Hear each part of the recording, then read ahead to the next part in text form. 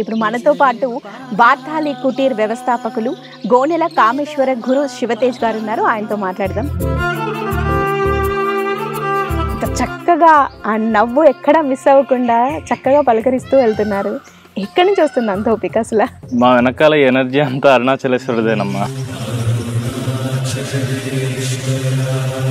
మన కుటీర్కి వచ్చిన గెస్ట్స్ ద్వారా మనకి వచ్చే ఆదాయం అంతా అన్నదానానికి, గోసేవకి. మీరు పర్ హెడ్ 800 తీసుకుంటున్నారు. దాంట్లో వచ్చిన లాభంతో మళ్ళీ అన్నదానం అంటున్నారు, గోసేవ అంటున్నారు. ఎలా సరిపోతున్నాయి అసలు? మా ఆదాయంలో మా ఖర్చులు అవసరానికే తప్ప ఆడంబరానికి మేము వాడము. కుటుంబం అంతా కూడా ప్రతినిత్యం సేవ సేవ అన్నట్టుగా ప్రతపిస్తున్నట్టు కనిపించారు. మా అమ్మగారు అయితే నాకు తెలిసి ఆవిడ మా పాలిట అన్నపూర్ణాదేవి.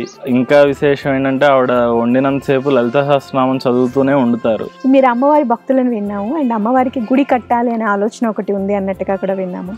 చూస్తేనేమో మీకు ఆదాయం కనిపించట్లేదు, మా కళ్ళ ముందు తెలుస్తోంది ఆ విషయం.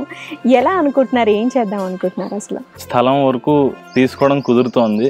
ఆ పైన కన్స్ట్రక్షన్ కానివ్వండి, దేని కావాలి, మెయింటెనెన్స్ కానివ్వండి, భక్తుల శక్తితోనే అది చేయడం అనేది కుదురుతుందని నాకు అర్థమైంది.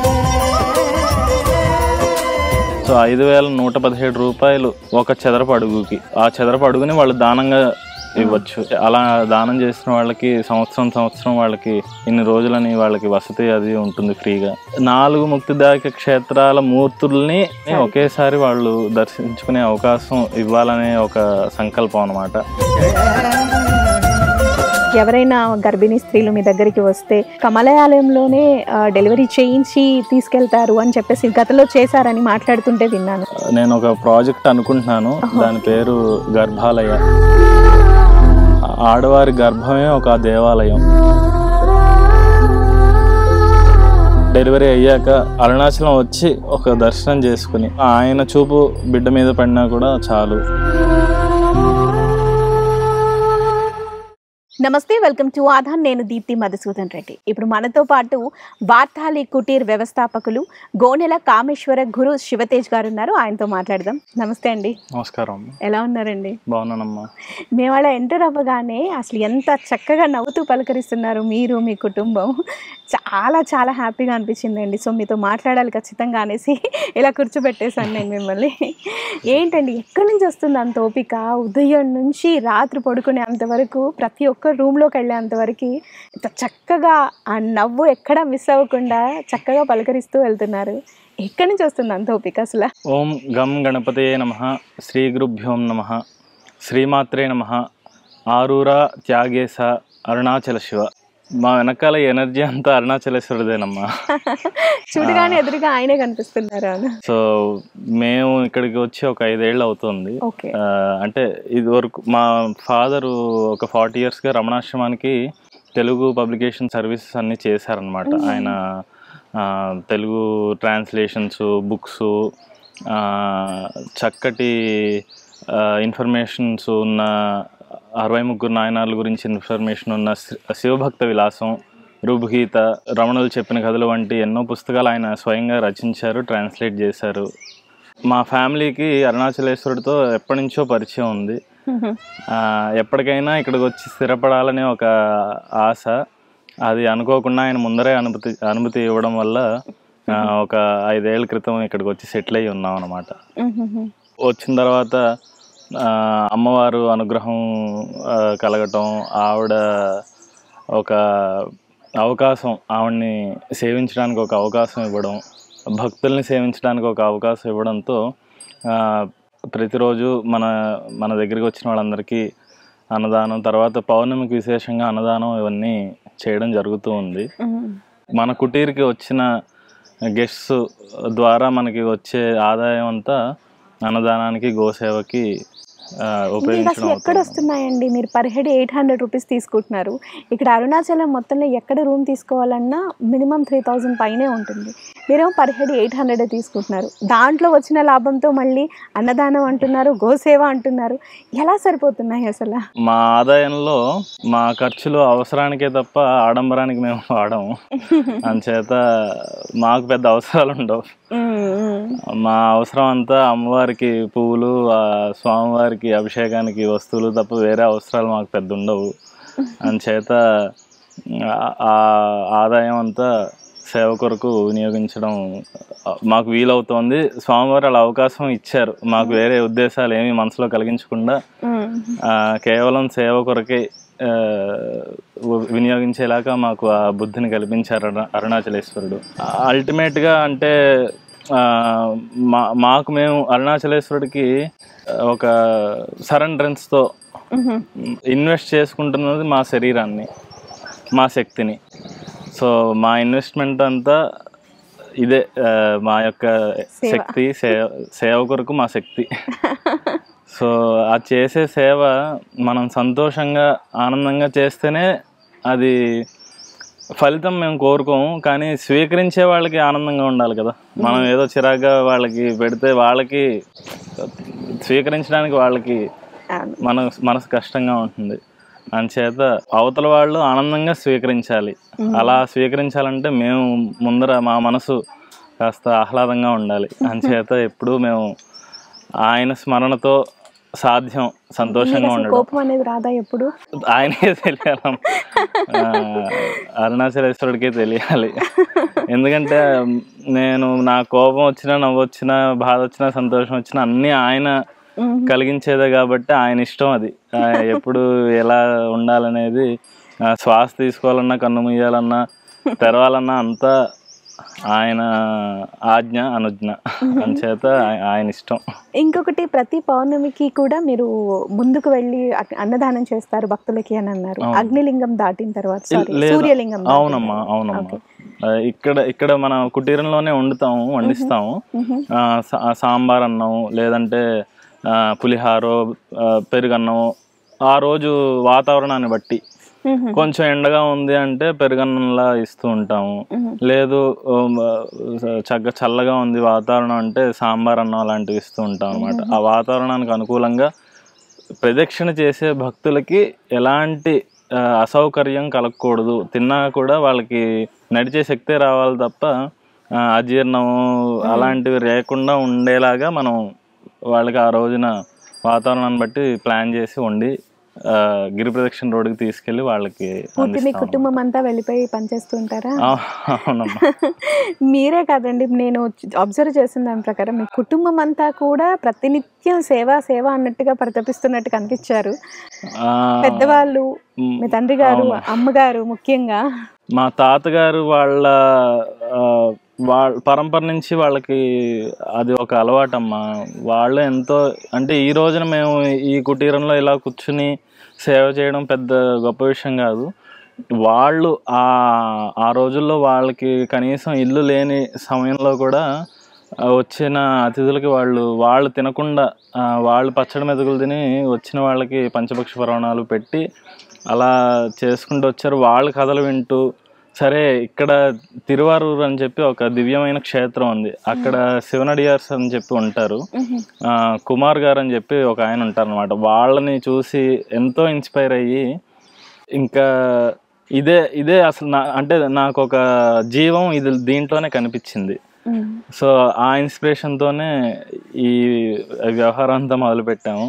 సరే, మా అమ్మగారు అయితే నాకు తెలిసి ఆవిడ మా పాలిట అన్నపూర్ణాదేవి. ఇంకా విసుగు లేకుండా పొద్దున్న బ్రేక్ఫాస్ట్ నుంచి రాత్రి డిన్నర్ వరకు వచ్చిన వాళ్ళందరికీ కాదనకుండా వండుతూ ఉంటారు. ఇంకా విశేషం ఏంటంటే ఆవిడ వండినంతసేపు లలిత సహస్రనామం చదువుతూనే వండుతారు. అందుచేత అది నైవేద్యం, అవును నైవేద్యం పెడతారు ఖచ్చితంగా. పెట్టకపోయినా కూడా అది ప్రసాదం. ఎందుకంటే అది ఆ సహస్రనామంతో మమేకమయ్యి వండబడిన పదార్థం కాబట్టి అది వచ్చిన వాళ్ళందరికీ అదొక వరం అని నేను భావిస్తాను. అందుకే అంత రుచికరంగా కూడా ఉంది భోజనం. సో ఇంకొకటి, మీరు వారాహి అమ్మవారి భక్తులు అక్కడ చూస్తున్నంతసేపు అర్థమవుతుంది. నిన్న మేము చేసిన హారతి కార్యక్రమాలు కానీ, అమ్మవారికి ఉదయం పూట చేస్తున్నటువంటి పూజాది కార్యక్రమాలు కానీ, సో పక్క అమ్మ వంట చేస్తూ ఇటు బిజీ ఉంటూనే ఇంకో పక్క పూజని మిస్ చేయకుండా చేస్తూనే ఉన్నారు. సో మీరు అమ్మవారి భక్తులను విన్నాము, అండ్ అమ్మవారికి గుడి కట్టాలి అనే ఆలోచన ఒకటి ఉంది అన్నట్టుగా కూడా విన్నాము. చూస్తేనేమో మీకు ఆదాయం కనిపించట్లేదు, మా కళ్ళ ముందు తెలుస్తోంది ఆ విషయం. ఎలా అనుకుంటున్నారు, ఏం చేద్దాం అనుకుంటున్నారు అసలు? అది కూడా అయ్యవారి ఆజ్ఞతో వచ్చిన సంకల్పమే. అది కూడా నాకేదో చిన్న ఇల్లు ఒకటి ఉంది, మా పెద్దలు కలిగించిన ఆస్తి మా ఊర్లో ఉంది. సో అది విక్రయించి స్థలం వరకు నా వల్ల తీసుకోవడం కుదురుతోంది. ఆ పైన కన్స్ట్రక్షన్ కానివ్వండి, దేని కావాలి మెయింటెనెన్స్ కానివ్వండి, భక్తుల శక్తితోనే అది చేయడం అనేది కుదురుతుందని నాకు అర్థమైంది. అంటే ఒక అనుభవం, ఇదివరకు సరే ఏదైనా నేనే చేసేద్దాము అనే ఒక అహంకారం అనే చెప్పాలేమో, అలాంటి ఆలోచన ఉండేది. కానీ సాధన చేసే కొద్దీ నాకు అర్థమైంది ఏంటంటే, మనం ఇంట్లో కూర్చుని మనం సాధన చేసుకోవడానికి మన అంతఃకరణ శుద్ధి సరిపోతుంది. కానీ ఇలాంటి దేవాలయం అంటే మనం మందిరం పెట్టామంటే దాన్ని ఆధారంగా చేసుకుని ఎంతోమంది దాని నుంచి లబ్ధి పొందుతారు. లబ్ధి అంటే ధనం కాదు, ఆధ్యాత్మిక లబ్ధి, ఒక మానసిక ప్రశాంతత, అవన్నీ దానివల్లే కలుగుతాయి. సో అలాంటి అది ఒక యజ్ఞం, మహాయజ్ఞం. అలాంటిది జరగాలంటే నాకు అర్థమైంది ఏంటంటే, నా ఒక్కడి శక్తి సరిపోదు. అనేక లక్షల మంది, కోట్ల మంది శక్తి ఒక దగ్గర సమ్మేళనిస్తే కానీ అది అవ్వని, అంటే ముందరికి వెళుతుంది. అలా చేస్తే కానీ మనకి అది ముందరికి వెళ్తుందని నాకు అర్థమైంది. అందుకనే మా దగ్గర వచ్చిన వాళ్ళకి చెబుతూ ఉంటాం, ఇలా ఉందండి సంకల్పం, మీకు తోచినది మీరు చేయండి అని చెప్పి అడగడం జరుగుతుంది. వాళ్ళకి మంచిగా అనిపిస్తే, లేదు వాళ్ళకి అలాంటి చక్కటి సంకల్పం ఉంటే కొంతమంది తోడవుతున్నారు. ఇప్పుడు మీ ద్వారా మరింత మంది దానికి చేయి కలపాలని చెప్పి కోరుతున్నాము. అందరికీ ఇదొక పిలుపు. మన అరుణాచలంలో అని ఎందుకు అంటున్నానంటే, ఫస్ట్ నుంచి కూడా అరుణాచలంలో తెలుగు వాళ్ళే ఎక్కువ అండి. ఇప్పటికైనా కూడా తెలుగు వాళ్ళే ఎక్కువ. అసలు తమిళుల కంటే కూడా తెలుగు వాళ్ళే ఎక్కువ దర్శనానికి వస్తారు. అసలు అరుణాచలేశ్వరుడు అంటే తెలుగువాడు అయిపోయాడు ఆయన. అలాంటి స్థితికి మన వాళ్ళు చక్కగా ఎప్పుడు ఏడాదికి ఏడాది పెరుగుతూనే వస్తున్నారు. చక్కగా ప్రదక్షిణ అది చేస్తున్నారు.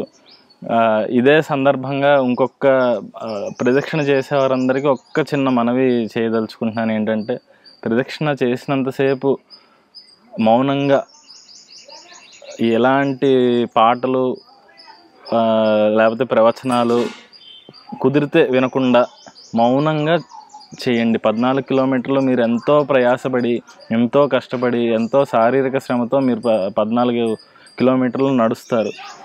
మౌనంగా ఎందుకు చేయమంటున్నానంటే, కొండ నుంచి చక్కటి జ్ఞానశక్తి ఎప్పుడూ వెలువడుతూ ఉంటుంది. మనం మౌనంగా, అంటే మాటలు కాదు, మనసు మౌనంగా ఉంటేనే ఆ శక్తిని అబ్జార్బ్ చేసుకోగలిగే కెపాసిటీ మన బాడీకి వస్తుంది. అంచేత కుదిరితే మనసును కూడా మౌనంగా తిరగండి. లేదు అంటే కనీసం నామస్మరణతో తిరగండి.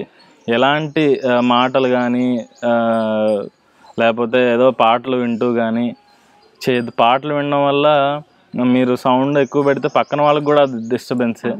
సో మీరు మౌనంగా ప్రదక్షిణ చేయడం వల్ల మీకు తెలియదు, ఆ శక్తి మీకు ఇప్పుడు తెలియకపోవచ్చు, కానీ అది మీ లోపల ఉన్న జీవానికి ఎంతో అవసరమైంది ఆ శక్తి. అందుచేత ఎంత కష్టపడి మీరు తిరుగుతున్నారు, లక్షలాది మంది తిరుగుతున్నారు. పౌర్ణమి అయితే అసలు ఆ జనాన్ని చూస్తుంటే ఏడుపు వచ్చేస్తుందండి. వీళ్ళు ఎండ లేదు, వాన లేదు, అలా నడుస్తూ ఉంటారు. వాళ్ళకి అసలు ఆ ఊపిరి ఎలా ఆడుతుందో అంతమందిలో కూడా అర్థం అవ్వకుండా అలా నడుస్తున్నారు. అంచేత నడవడం మంచిది, దానికి మించి ఇలా మౌనంగా నడిస్తే పూర్తి స్థాయి ఫలితం అనేది మనకి ఉంటుంది.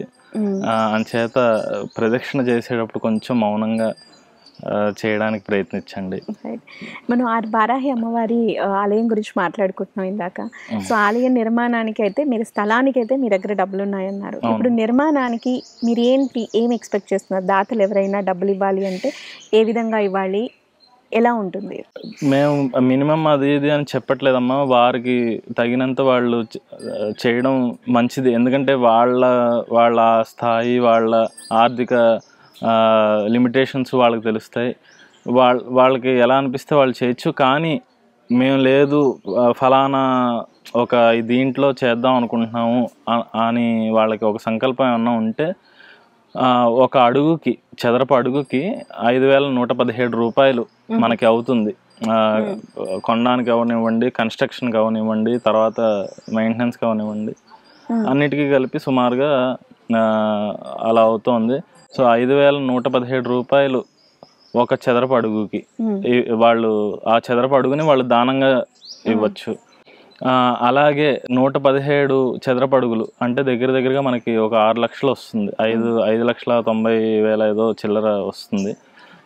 అది కనుక వాళ్ళకి చేయడం అవకాశం ఉంటే చక్కగా వాళ్ళు అలా దానం చేసిన వాళ్ళకి సంవత్సరం వాళ్ళకి ఇన్ని రోజులని వాళ్ళకి వసతి అది ఉంటుంది ఫ్రీగా. తర్వాత వాళ్ళ పేరున నిత్యం పూజ అది జరుగుతూ ఉంటుంది. అన్నదానాలు వాళ్ళ పేరున జరుగుతూ ఉంటాయి. ముఖ్యంగా అలాంటి దాతల వల్ల ఏంటంటే మనకి నిర్మాణం చక్కటి రూపు వస్తుంది. వచ్చిన భక్తులకి అదొక ఆశ్రయాన్ని ఇస్తుంది. చక్కగా ఇలాంటి దాతలు ఉండడం వల్ల మనకి వాళ్ళ జనరేషన్స్కి, నెక్స్ట్ జనరేషన్స్కి అది ఎంతో మంచిది. అంటే మెటీరియలిస్ట్గా చెప్తే వాళ్ళకి ఆ పుణ్యం అది వస్తుంది. కానీ అంతకు మించినది ఏంటంటే ఆ మానసిక సంతృప్తి ఎప్పుడైతే భక్తులకి అది అందుతుందో, అరే ఇక్కడికి వస్తే బాగుంది, మనసుకి చాలా ఆహ్లాదంగా ఉంది అని ఒక్కసారి అనుకుంటారు కదా, అబ్బా ఎవరబ్బా ఇలా చేసింది బాగుంది అని. ఆ ఎవరు అనే దాంట్లో నేను ఒక్కనే రాను, మీరు అందరూ వస్తారు. అంచేత అది ఒక ఆశీర్వాదం అండి. మనం ఒకళ్ళు సంతోషిస్తున్నారు అంటే, సంతోషిస్తేనే ఆశీర్వాదం అది. మన వల్ల వాళ్ళకి ఆ సంతోషం కలిగింది, వాళ్ళు మనస్ఫూర్తిగా ఆ ఆనందాన్ని అనుభవించారంటేనే, వాళ్ళు బయటకి ఎక్స్ప్రెస్ చేయకపోయినా కూడా అది మనకి ఒక ఆశీర్వాదం. అది ఎన్ని కోట్లు పెట్టినా అది కొనలేని ఆశీర్వాదం అండి అది. అంచేత ఎవరి ఆర్థిక పరిధిని బట్టి వాళ్ళు ముందరికి రావచ్చు. అంతేకాకుండా అరుణాచలంలో నేను అనుకోవడం, నాకు తెలిసి తెలుగు వాళ్ళది ఇది కొంచెం పెద్ద ప్రాజెక్ట్. ఎందుకు పెద్ద ప్రాజెక్ట్ అంటున్నానంటే, డబ్బులోనే కాదు, మనం ఇక్కడ నిర్మించే మందిరంలో మనకి 4 ముక్తిదాయక క్షేత్రాలు ఉన్నాయండి. కాశ్యాంత్ మరణాన్ముక్తి జననాత్ కమలాలయే దర్శనాత్ అభ్రసదసి స్మరణాత్ అరుణాచల. కాశీలో మరణిస్తే ముక్తి, మనందరికీ చక్కగా అది అవగాహన ఉంది. అలాగే కమలాలయంలో జన్మిస్తే ముక్తి అంటే ప్రస్తుతం ఉన్న నామం దానికి తిరువారూరు, ఇక్కడ నుంచి ఒక 200 కిలోమీటర్ల దూరంలో ఉంటుంది. అక్కడ జన్మిస్తే ముక్తి. అలాగే చిదంబరం ఆకాశలింగం దర్శిస్తే ముక్తి. అరుణాచలం కేవలం స్మరణ చేస్తేనే ముక్తి. మీరు అసలు అరుణాచల శివ భజనలా వదిలేసేయండి. హైదరాబాద్ లో ఉండి అరే నేను అరుణాచలం వెళ్తే బాగుంది అనే ఒక ఆలోచన వస్తుంది చూసారా, అదే చాలు. అంతటి ఫలితం ఉండే నామం అరుణాచల శివ నామం. చక్కగా ఇలాంటి 4 ముక్తిదాయక క్షేత్రాల మూర్తుల్ని అక్కడ తీసుకుని వచ్చి, ఎంతో అందరికీ వీలుండకపోవచ్చు కాశీ వెళ్ళడం, లేకపోతే తిరువారూరు వెళ్ళడం వీలుండకపోవచ్చు. ఇక్కడ ఆ 4 మూర్తుల్ని ఒకేసారి వాళ్ళు దర్శించుకునే అవకాశం ఇవ్వాలనే ఒక సంకల్పం అన్నమాట. సరే, మనందరికీ తెలుసు కాశీలో వారాహ్యం వారు క్షేత్రపాలకురాలు. అలాగే అరుణాచలం అన్ని క్షేత్రాలతోనూ వరాహశక్తికి ఒక చక్కటి అనుబంధం ఉంది. అంచేత ఈ 4 మూర్తులతో పాటు వాళ్ళకి తోడుగా వాళ్ళకి ఆ క్షేత్రానికి, ఆ మందిర క్షేత్రానికి పాలకురాలుగా వారాహ్యం వారిని ప్రతిష్ఠ చేయాలనే ఒక ఆలోచన, సంకల్పం అనమాట. సో అక్కడికి వస్తే వాళ్ళకి జన్మ తర్వాత ముక్తి ఎలాగో మనకు తెలియదు, అది ఆయన ఇచ్చేది. ఆ రోజున వాళ్ళకి మనసుకి ముక్తి రావాలి. వాళ్ళు పడిన బడలెక్కకి, వాళ్ళు ఉన్న ప్రెషర్స్కి, వాళ్ళు ఉన్న ఒత్తిళ్ళకి, అక్కడికి ఆ రోజున వాళ్ళకి ఆ మనస్తృప్తి, మనసుకి ముక్తి రావాలని చెప్పి అలాంటి ఎనర్జీనే మనం అక్కడ ఫిల్ చేయాలి.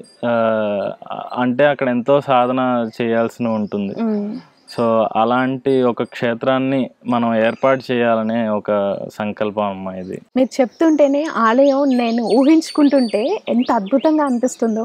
రమణ మహర్షి ఆశ్రమంకి వెళ్ళి ఎంత ప్రశాంతత మనము తీసుకుంటాము, నాకు అలా విజువలైజేషన్ అలా అనిపిస్తుంది. అవునమ్మా, తప్పకుండా. అంటే వారి శక్తిని మనం మ్యాచ్ చేయలేం, కానీ తప్పకుండా ఆ స్థాయిలోనే మనం నిర్మాణం అవనివ్వండి, అక్కడ వాతావరణం అవనివ్వండి, అలాంటి ఒక వాతావరణాన్ని తెప్పించడానికే మన ప్రయత్నం అంతా. మీరు అన్నట్టు అమ్మవారి ఆలయం అయితే చాలా అద్భుతంగా నాకు కళ్ళ ముందు కనిపిస్తుంది. అమ్మవారిని తలుచుకుంటే మామూలుగా వారాహి అమ్మ అనగానే శత్రు వినాశిని అంటూ ఉంటారు. ముఖ్యంగా ఎవరికైనా భూ వివాదాలు ఉన్నా కూడా తీరిపోతాయి అంటారు. ఇంకా కోర్టు సమస్యలు, పిల్లల మాట వినట్లేరు అన్నా కూడా అమ్మవారిని తలుచుకుంటే అయిపోతుంది అంటారు.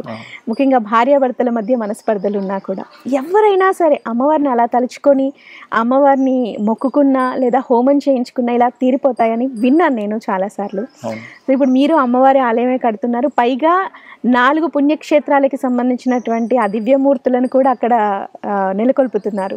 అసలు వినటానికి అయితే చాలా అద్భుతంగా ఉంది. దీనికి ఖచ్చితంగా ఎవరైనా సాయం చేయాలి అని అనుకుంటారు, కానీ మీరు చెప్పిన 500-117 కాకుండా ఇంకేమైనా చేయాలి అనుకున్న వాళ్ళకి, అంటే ఎలా చేయాలి ఏంటి అని డౌట్ ఉన్న వాళ్ళకి ఏమైనా చెప్తారా? మన కుటుంబంలో ఒక 4 ఉన్నారనుకోండి, మనకి మన ఆర్థికం అంత మన ఎలవ్ చేయట్లేదు, ఏదో కొంత అంటే మా వల్ల అవుతుంది అనుకుంటే, మన కుటుంబంలో ఒక మనిషికి 50 రూపాయలు చొప్పున మినిమం. 50 అనేది నేను అనుకోవడం సాధ్యమే, పెద్ద అమౌంట్ అయితే కాదు. మన కుటుంబంలో మనిషికి 50 చొప్పున ఒక సలహా అంతే. 50 చొప్పున మీరు ఇవ్వండి. ఇంకా ఆ పైన మీ ఇష్టం, మీ ఆసక్తి, అమ్మవారిచ్చే శక్తి అన్నీ తోడైతే ఎంతో గ్రాండ్గా దీన్ని మనం చేయొచ్చు, ముందుకు తీసుకెళ్ళచ్చు. ఇంకోటి మీరు అంటున్నారు కదా శత్రు వినాశిని వారాహ్యం వారు అని చెప్పి, మన ద్వాదశనామాల్లో ఉంది దండనాయకి అని చెప్పి మనకి ఒక నామం ఉంది. శత్రువులు అంటే మనం జనరల్గా బయట ఫిజికల్ ఫామ్తో ఉన్న శత్రువులనే మనం పరిగణలోకి తీసుకుంటాము. అయితే అమ్మవారి ఉద్భవం చూసుకుంటే ఆవిడ పరాశక్తి వెన్నుముక నుంచి ఉద్భవించారు. ఆజ్ఞా చక్రేశ్వరి నమః అని చెప్పి కూడా నామం ఉంది ద్వాదశనామాల్లో. సో ఆవిడ చక్రాలకు కూడా ఆవిడ అధిపతి. ఈ కాంటెక్స్ట్లో మన శత్రు వినాశిని అనే కాంటెక్స్ట్లో మన ఆలోచనలే మన శత్రువులమ్మా. సో మన ఆలోచన బాగుంటే మనం బాగుంటాం, మనం బాగుంటే మన కుటుంబం బాగుంటుంది, మనం కుటుంబం బాగుంటే ఇల్లు బాగుంటుంది, అన్ని ఇల్లు బాగుంటే వీధి బాగుంటుంది, వీధి బాగుంటే ఊరు బాగుంటుంది, ఊరు బాగుంటే మొత్తం దేశమే బాగుంటుంది. అలాగా మన ఆలోచనలు ఎప్పుడైతే సక్రమంగా ఉంటాయో మనకు అసలు శత్రువులు ఉండరు. మన ఆలోచనల నుంచే ఉద్భవిస్తారు శత్రువులందరూ.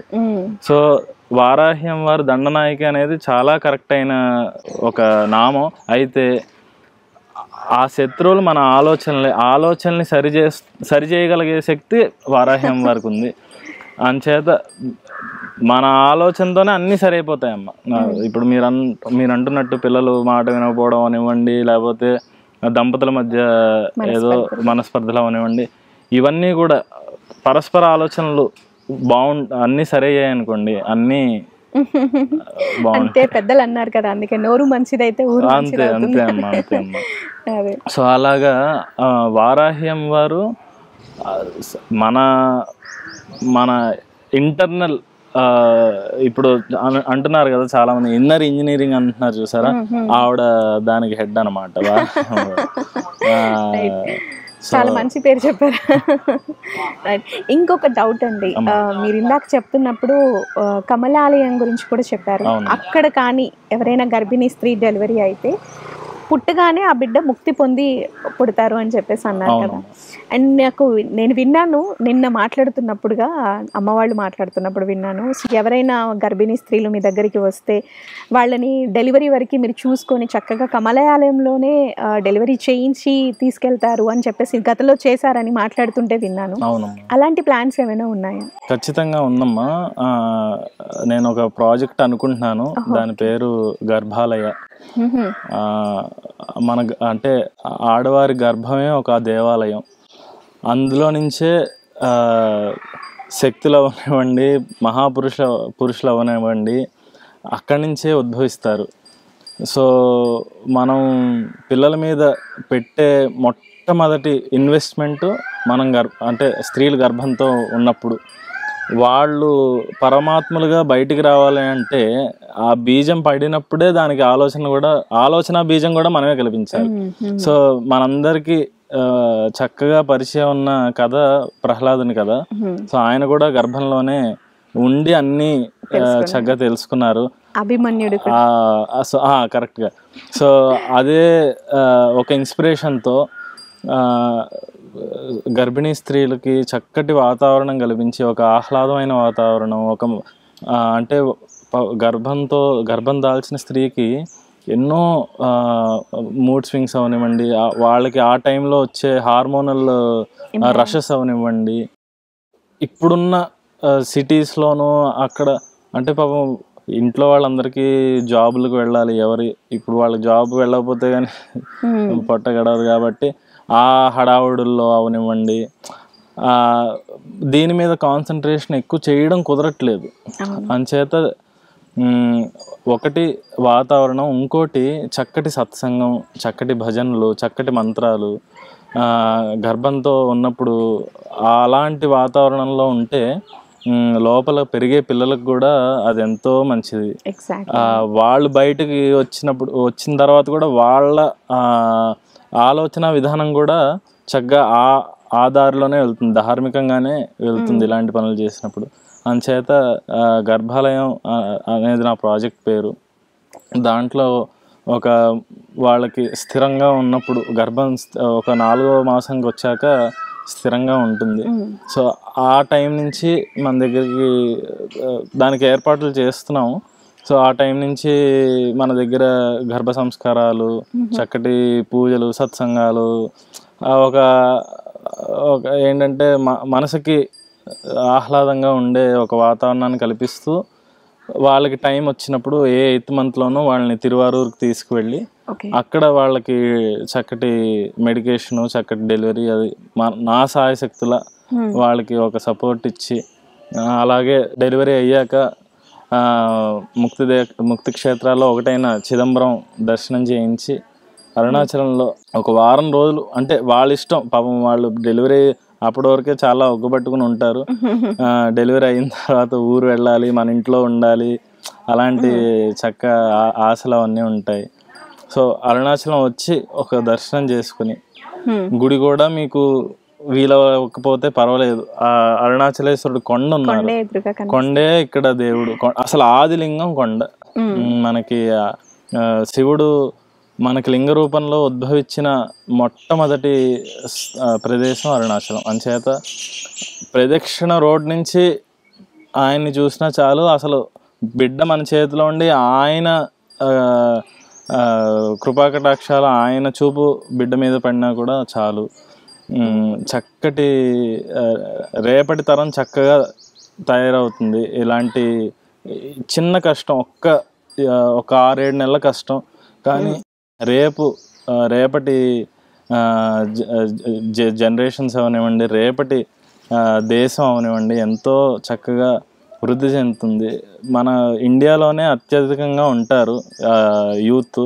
సో వాళ్ళకు కూడా ఇలాంటి చక్కగా మంచి ఇన్స్పిరేషన్స్ రావాలి, వాళ్ళ ఎనర్జీస్ని. ఎందుకంటే యంగ్గా ఉన్నప్పుడు ఎనర్జీస్ చాలా ఉంటాయి, వాటిని సరైన వాటికి మనం ఆ ఎనర్జీస్ని వాడుకోవాలి.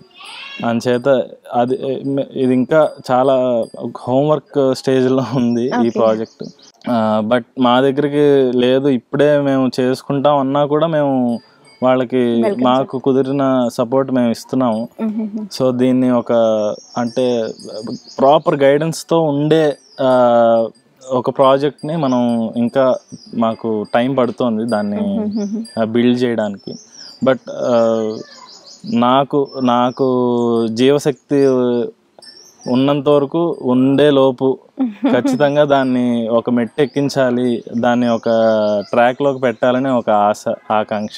నిజంగా చాలా చాలా చాలా మంచి ఆలోచన అండి. ఎందుకంటే ఇప్పుడున్న జనరేషన్లో పిల్లలు మీరన్నట్టుగా ఇప్పుడు నేను మీడియాలో పనిచేస్తున్నాను, నాకు ఎప్పుడు నిరంతరం స్ట్రెస్ ఉండేనే ఉంటుంది, ఈ విషయం తెలుసుకోవాలి ఆ విషయం తెలుసుకోవాలని. ఇలా సాఫ్ట్వేర్ కంపెనీస్లో పనిచేసే ఆడవాళ్ళు కానీ ప్రతి ఫీల్డ్లో ఉన్న వాళ్ళకి వాళ్ళ ఫీల్డ్కి తగ్గట్టుగా స్ట్రెస్ ఉండనే ఉంటుంది.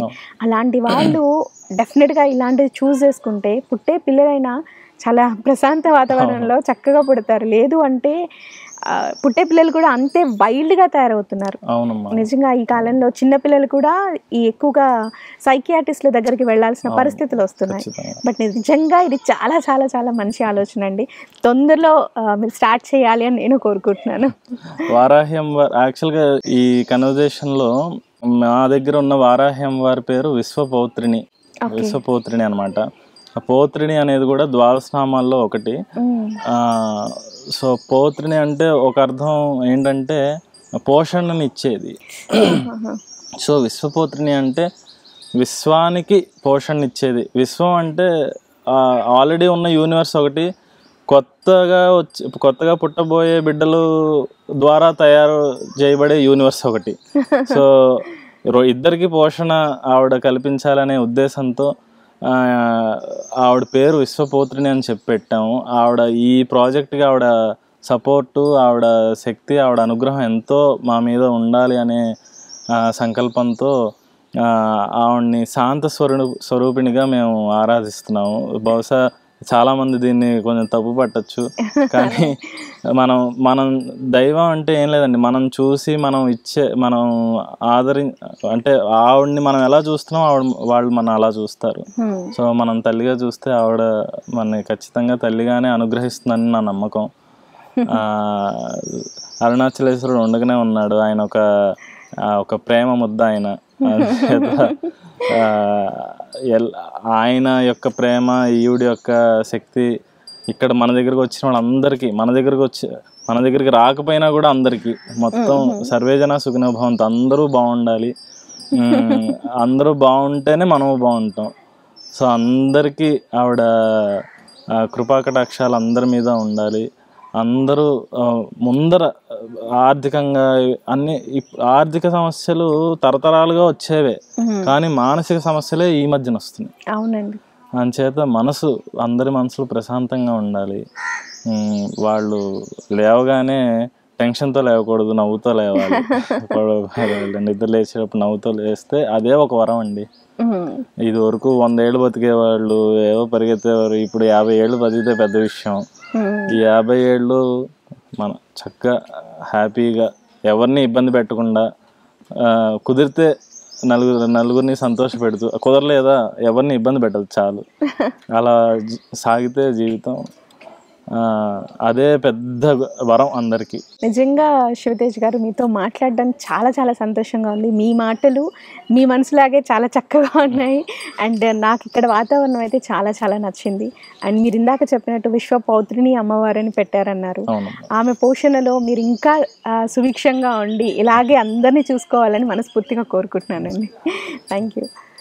చూశారు కదా, విశ్వపౌత్రిని అమ్మవారి ఆలయ నిర్మాణానికి శివతేజ్ గారు ఒక అడుగు ముందుకు వేశారు. సో మరి ఆయన అడుగులో మనం కూడా భాగం అవుదాము.